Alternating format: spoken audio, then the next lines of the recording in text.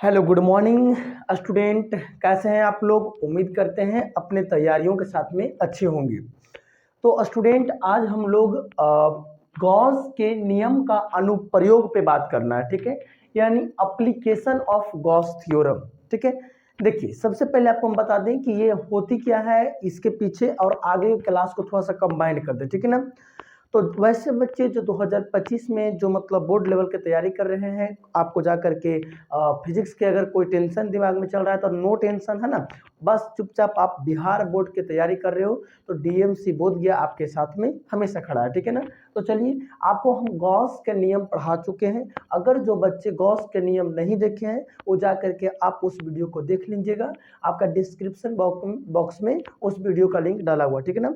तो आज हम लोग देखेंगे गॉस के नियम का अनुप्रयोग। सबसे पहले आपको बता दें हम कि गॉस का नियम का अनुप्रयोग वाला जो वीडियो बन रहा है ये शायद ज़्यादा लेंथली नहीं जा सकता है, क्योंकि इसके पीछे का मेन वजह क्या है कि हमारा पास दिमाग में कॉन्सेप्ट क्लियर, जिसे केवल वीडियो को लंबा करने से मज़ा नहीं आएगा या फिर आपको समझ नहीं आएगा ना, उसको हमको एकदम टॉपिक वाइज समझाना है। तो आपको सबसे पहले बताना पड़ेगा एक अनुप्रयोग पर अलग टॉपिक, है ना, और उसके बाद आपको बताएंगे कि अनुप्रयोग के आधार पर भी 3 प्रकार से होती है और तीनों प्रकार के अलग अलग डिवीजन में बात करेंगे, है ना।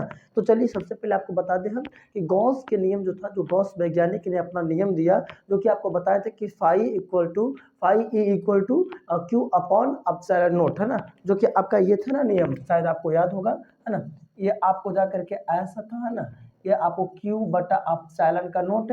अगर जो बच्चा गॉस के नियम नहीं देखे हैं तो वीडियो के डिस्क्रिप्शन बॉक्स में आपका लिंक डाला हुआ, जा करके आप देख सकते हैं कि phi E equal to Q upon epsilon का नोट किसका था, गॉस के नियम का अनुप्रयोग था, ठीक है। तो अनुप्रयोग शब्द का मतलब होता है बउआ कि गॉस का नियम का हम लोग उपयोग कहाँ करते हैं, यानी किस जगह पर गॉस के नियम का इस्तेमाल किया जाता है। तो गॉस का नियम का इस्तेमाल सबसे पहले आपको बताएं हम, जो कि सबसे मोस्ट इम्पोर्टेंट आपका बात होता है कि गॉस का नियम का उपयोग कहाँ करते हैं, तो आपका होगा विद्युत क्षेत्र की तीव्रता का मापन करने में, है ना। विद्युत क्षेत्र की तीव्रता का मापन करने में, विद्युत क्षेत्र का तीव्रता, विद्युत क्षेत्र के तीव्रता का मापन करने में, तीव्रता का मापन करने में किसका इस्तेमाल करते हैं, करने में किसका इस्तेमाल करते हैं हम लोग, विद्युत क्षेत्र के तीव्रता का मापन करने में हम लोग गॉस के नियम का उपयोग करते हैं, ठीक है ना। देखिए अच्छी बात समझ में आना चाहिए कि सर हमको ये लाइन कुछ समझ में नहीं आया, क्या आप इसको एक्सप्लेन कर सकते हैं। तो जी हाँ, बिल्कुल करेंगे, ठीक है ना। गॉस के नियम का उपयोग से हम लोग विद्युत क्षेत्र की तीव्रता को बेहद ही आसान भाषा में समझ सकते हैं। आप कहेंगे सर कैसे, हाउ टू पॉसिबल। तो अब पहले हमको ये बताइए कि विद्युत क्षेत्र की तीव्रता के लिए कौन सा एक अक्षर लिए थे हम लोग, तो कैपिटल ई लिए थे ना। तो चलिए हम इसको से देखने की कोशिश करते हैं। हमारा फार्मूला जो गॉस के नियम से क्या आया था, psi E equal to Q upon epsilon का नोट, यही था ना हमारा बउआ। अरे गॉस का नियम यही था ना। चलो, अब साई ई का जो मान था वो आपको बताए थे ई डी एस, डी एस था या डी ए था, आप पहले बताएं डी एस था या डी ए था, डी एस ही था बउआ, दिमाग कंफ्यूजन में मत डाल लेना, ठीक है ना अबरी। अब कॉस थीटा बराबर में निकालेंगे तो क्या रह जाएगा आपका क्यू बटा में अपसाइलन का नोट, ठीक है। आपका गॉस का नियम वाला जो वीडियो देखिएगा उसमें आपको बताया गया होगा कि विद्युतीय फ्लक्स की संख्या ज्ञात करने के लिए आपको ये सूत्र दिए थे, ठीक ना, यानी कि phi E equal to E D S cos theta इतना बराबर इतना सूत्र होता है, ठीक है ना। आप इस वीडियो को पूरा फुल वॉच कर लीजिए, इसके बाद गॉस के नियम को एक बार और देख लीजिएगा ना तो पूरा कंप्लीट हो जाएगा, ठीक है। तो इसके बराबर ये होता है और बराबर में इसको लेके चलना, कंबाइन करना, ठीक है ना। चलिए अच्छा, एक बेसिक सा छोटा सा बात आपको से पूछते हैं हम कि अगर हम यहाँ से केवल ई का मान निकालने की कोशिश करें, केवल ई का मान, और इधर बराबर में पहले से क्या था क्यू अपॉन अपसाइलन का नोट, तो जो मेरे पास ये टोटल टर्म मल्टीपल में है, क्या ये गुना में है तो इधर जाके भागा में आ जाएगा। जब भागा में आ जाएगा तो क्या लिखा जाएगा D S cos theta, D S cos theta, और ये पहले से आपका अपसाइलन नोट था, ठीक है। तो देखो बढ़िया से ई बराबर फार्मूला आ गया आपका क्यू बटा D S cos theta epsilon का नोट, ठीक है ना। तो इसी के आधार पर आपको बताएं हम कि विद्युत क्षेत्र का तीव्रता का मापन करने हेतु हम लोग किसका इस्तेमाल करेंगे, गॉस के नियम का इस्तेमाल करेंगे, ठीक है ना। चलो अब डिपेंड करता है कि विद्युत क्षेत्र का तीव्रता नापने के लिए हो कैसा, मतलब किस प्रकार के हम लोग चित्र में या फिर किस प्रकार के फिगर में हम लोग को आपका विद्युत क्षेत्र के तीव्रता मापन करना है। तो पहला होता है एक सरल रेखीय, है ना, जो कि बेलनाकार आपको बताएंगे, ये 3 होगा। बेलनाकार आपका समांतर चादर के रूप में लोहे के चादर के जैसा रहेगा, है ना। आपको जाकर के गोलाकार होगा। तो ये तीनों पर आपका वीडियो मिलेगा, टेंशन मत लीजिए, ठीक है। चैनल पर नए हो तो सब्सक्राइब कर लो, तीनों वीडियो आपको यहीं पे मिल जाएगा, ठीक है ना। चलो, तो सबसे पहले आपको बता दें कि विद्युत क्षेत्र की तीव्रता के लिए हम लोग किसका इस्तेमाल कर सकते हैं, गॉस के नियम का। कैसे पता कर पाए, तो इस थ्योरी से यहाँ से आपको समझ पा रहे हैं कि हमको ई यानी ई आपको दिखा रहा विद्युत क्षेत्र की तीव्रता को, तो ये हमको ज्ञात करना है, तो आप गॉस के नियम से ज्ञात कर सकते हैं, ठीक है ना। और अभी एक छोटा सा पॉइंट बताने जा रहे हैं जो आपको बहुत अच्छे तरीके से समझना पड़ेगा, एकदम बहुत गहराई के साथ। यहाँ से आपका एग्जाम लेवल है, बहुत ज्यादा सवाल पूछेगा। और जब आपको हम विद्युत क्षेत्र की तीव्रता के लिए गॉस के नियम पर अगर 3 को जब आगे बताएंगे ना, तो आपको वहाँ पे इसका इस्तेमाल करेंगे, और अगर आप नहीं जानते रहेंगे तो आपको दिक्कत हो सकता है, ठीक है ना। तो मेरी एक बात को समझना, ठीक है ना। हम कौन सा मार्कर इस्तेमाल कर लें, ब्लू मार्कर इस्तेमाल कर दे, ठीक है ना। चलो ब्लू मार्कर इस्तेमाल करते हैं, और मेरे बात को समझना। मान लेते हैं कि मेरे पास एक सतह है, सतह समझते हो, एक जमीनी सतह, धरती, ठीक है ना, जमीनी सतह। मान लेते मेरे पास मान लेते क्या ये जमीन है हम लोग का, ये जो हाथ मेरा हथेली है वो जमीन है, भूमि है, और इसके ऊपर एक मार्कर को रखे एकदम लंब, एक मार्कर को रखे लंब, लंब समझते हो, एकदम सीधा। तो मान लेते हैं कि जमीन है और इसके ऊपर हम एक मार्कर को रखे, मार्कर क्या मतलब मेरे पास मार्कर से मार्कर ले रहे हैं, बट आपका कुछ दूसरा यहाँ पर रह जाएगा, कोई भी आपका हो सकता है वस्तु जो सीधा, ठीक है, सीधा हो। और ये आपका क्या है, ये आपका सीधा यानी सतह, यानी जमीनी सतह, यानी एक रेखा खींचे जो जमीन के सीधा में है, ठीक है ना। चलिए इसका नामकरण करते हैं। अच्छा देखो ध्यान से, ये क्या है, इसका नाम रखें क्या हम, सतह। ये सतह आपका डीएस है, सतह का नाम क्या है, डीएस। सतह का नाम बता दिए, आपका क्या बता दिए, डीएस, ठीक है ना। अब मेरी बात को सुनना। अब क्या होता है कि यहाँ से विद्युत क्षेत्र निकला और इस रेखा के हिसाब से और यहाँ आ गया ई। विद्युत क्षेत्र की तीव्रता के लिए एक वर्ड यूज किए हम लोग ई, ठीक है। चलिए ये क्या है, सतह, ये क्या है, लंब। यहाँ लिखने के मन है तो आप लिख सकते हैं, ये हो गया सतह।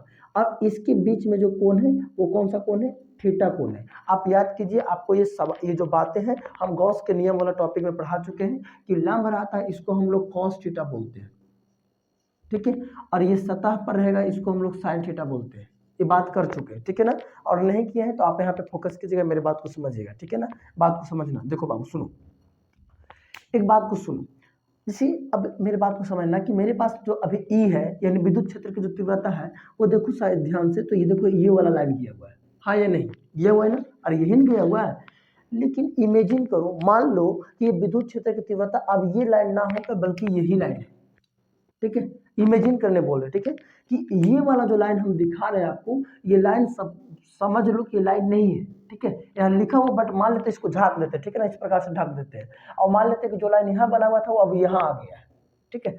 तो बढ़िया से अगर ध्यान दो तो अब ये क्या हो गया, एक लंब बन गया, बन गया कि नहीं। अब इसको छुपा दो पूरी तरीके से, जो यहाँ दिख रहा समझ जाओ कि अब यहाँ आ गया है, ठीक है। यानी अगर आपको बोले कि विद्युत क्षेत्र की तीव्रता अब यहाँ सतह के साथ आ गया, सतह के समांतर आ गया, तो आप बताइए अब ये लंब था और लंब के ये क्या हो गया, लंबवत। लंबवत कहने का मतलब कि एकदम त्रिकोणा बनाना, है ना, जैसे ऐसे बनाना, ठीक है, ऐसे ऐसे एकदम पूरी तरीके से इस प्रकार से एकदम 90 डिग्री जाके कटना चाहिए, एकदम चरखूट, एकदम घर के जैसे कहीं मकान उकान बनाते हैं तो ऊपर में कैसे कोना रहता है, उसी प्रकार में आपको बोलेंगे कि जब यहाँ था तो कोई दिक्कत नहीं, यहाँ पे तो कोना नहीं बन रहा था, ठीक ना। लेकिन जब ये घसक के यहाँ आ गया तो देखो चरखूट बन गया, और जब चरखूट बन जाता है तो थीटा का मान कितना होता है, 60। थीटा का मान कितना होता है, पूरा पूरा समकोण बन गया तो थीटा का मान 90 डिग्री होता है, ठीक है ना। और वही केस में हम यहाँ लिख रहे हैं कि यदि यदि ई ई यानी कुछ ये हम यहाँ पे शब्द इस्तेमाल कर रहे हैं, तो ई किसका बात बता रहे हैं, विद्युत क्षेत्र के तीव्रता के लिए इस्तेमाल किया गया, ठीक है। यदि ई सतह के सतह के समांतर सतह के समांतर सतह के समांतर समझ रहे हो, समांतर माने कि सतह के साथ है ना, समांतर माने उसी के साथ है, अर्थात अर्थात अर्थात लंब के लंबवत लंबवत रहे तो तो थीटा का मान कितना डिग्री होगा, 90 डिग्री। देखो यानी एक शब्द में कहें तो हम इसको रिप्रेजेंट करने के लिए दो वर्ड इस्तेमाल किए। पहला कि यदि इस सतह के समानांतर रहे, सतह माने कि ये धरती सतह है ना, ये धरती के समानांतर माने कहने का मतलब कि धरती के साथ में रहे, तो यानी धरती के समानांतर। और कई लड़का तो कंफ्यूजन में हो जाता है कि सर समांतर होता है तो 0 डिग्री होता है, जब जैसे मान लेते कि ये सतह है, मिट्टी है ना, और इसी के साथ में गए तो थीटा कहाँ बना, ये तो 0 डिग्री न हो गया, लेकिन अभी 90 कैसे हो गया। तो अर्थात देखो लिखे कि लंब के लंबवत, यानी लंब जो है इसका लंबवत, लंबवत कहने मतलब कि अगर आप जा रहे हैं उत्तर तो वो जाएगा पूरब, है ना, इस प्रकार से होता है लंबवत, ठीक ना। तो देखो लंब है और इसका लंबवत देखो एकदम 90 डिग्री कोण बना दिया, इसीलिए थीटा का मान कितना आ गया, 90 डिग्री, ठीक है। अच्छा एक बात बताओ, दूसरा स्थिति क्या होगा कि मेरे पास जो ई है, ये जो ई है, अब यही ई को हम एकदम सीधे इसी पर रिप्रेजेंट करा दे रहे हैं, एकदम इसी पर घुमा दिए, ठीक है। यानी कि दूसरी स्थिति हो गया कि यदि ई सतह के क्या हो गया, अब सतह ये है और ई यानी विद्युत क्षेत्र की तीव्रता भी यहां लेके चल गए, यानी सतह के लंबवत हो गया, सतह के लंबवत हो, अर्थात इसे लिख रहे हैं क्योंकि यहाँ पे दो वर्ड इस्तेमाल कर रहे हैं, ठीक है ना। अर्थात लंब के समांतर, लंब के, एक बार चेक कर लूं मैं कि दिख रहा है नीचे तक या नहीं दिख रहा है, ठीक है, हाँ क्लियर दिख रहा है, ठीक है ना। लंब के क्या हो, लंब के समांतर हो तो थीटा का मान कितना, 0 डिग्री, ठीक है ना। चलिए अभी बात को आपको बता दी, अब मिलते हैं आपको कल की क्लास में, ठीक है ना, क्योंकि आपका कल आपका एक सरल रेखीय होगा, उसके बाद गोला होगा, उसके बाद लोहा के चादर होगा, ठीक है ना। ओके बाय सभी।